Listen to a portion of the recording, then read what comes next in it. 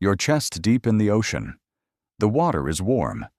The waves are calm.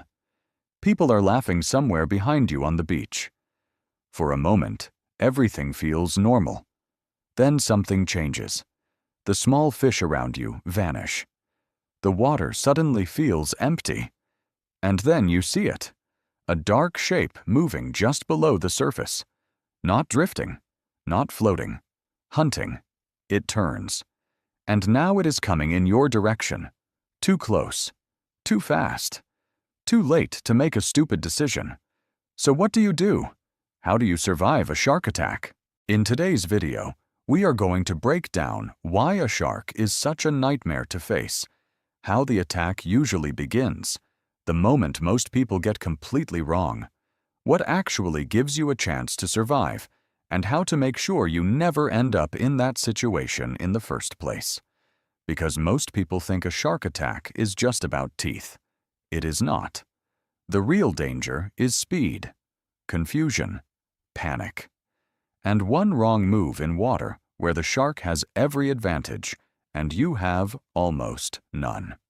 A shark is not terrifying just because it can bite. It is terrifying because it was built for the exact place where you are weakest. In the water, you're slow. You cannot plant your feet properly. You cannot turn sharply. You cannot see in every direction. You cannot escape the way you could on land. But the shark can do all of that. It can move faster than you. It can approach from below. It can turn quickly. It can hit from an angle you were not watching. And worst of all, it does not need much time. That is what makes sharks so dangerous. Not just the bite itself, but how quickly the entire situation can collapse.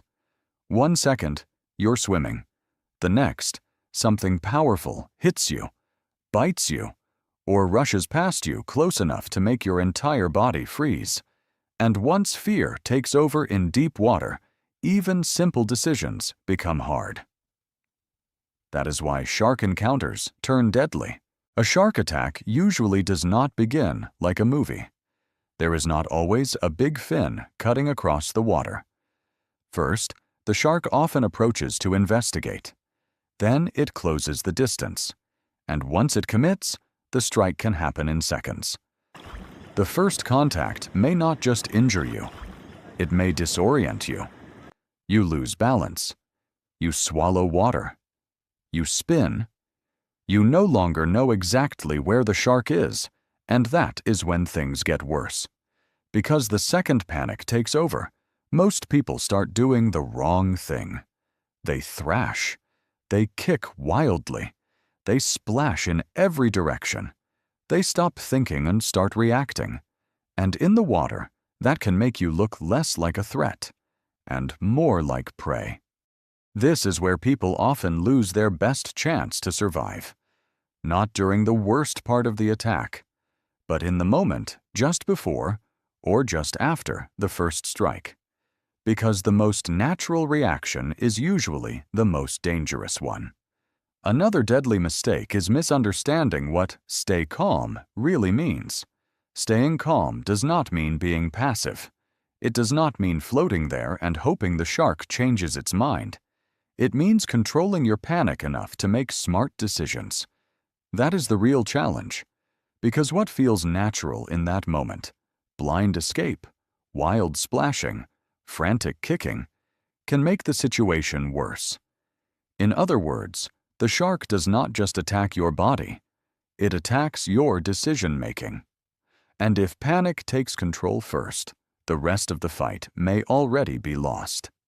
What actually gives you a chance to survive? If the shark has not noticed you yet, get out of the water calmly and quickly. Do not thrash. Do not create more commotion. Move steadily. Toward shore, a boat, or anything solid nearby. If the shark has already seen you, keep your eyes on it. Do not act like something helpless trying to flee in blind panic. The goal is simple. Leave the water, without making yourself easier to attack. If the shark starts getting closer, prepare to defend yourself. Use anything you have, anything solid, And if the attack becomes physical, fight back immediately. Target the eyes. Target the gills. Strike hard. Not once. Not weakly. Hard enough to make the shark hesitate.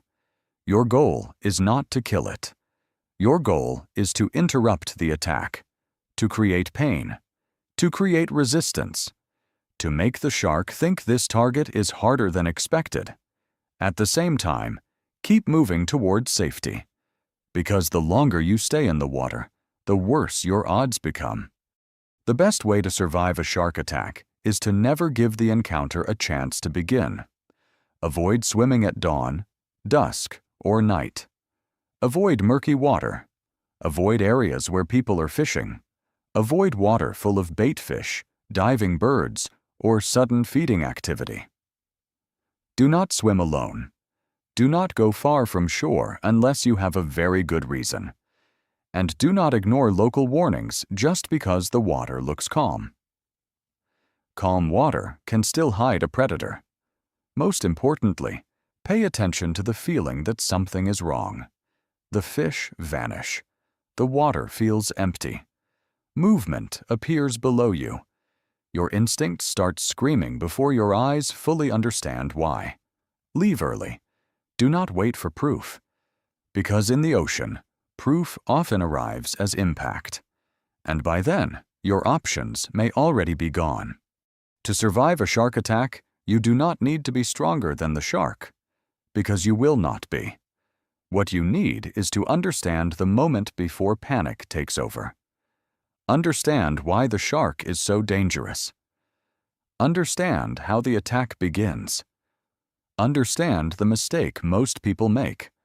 And understand that your best chance is not random panic. It is controlled action. Because in a situation like this, survival is often decided before the worst part even begins. It is decided in the first few seconds, the seconds where most people stop thinking, the seconds where the shark takes control, and the seconds where one smart move can be the difference between making it back to shore or disappearing beneath the water.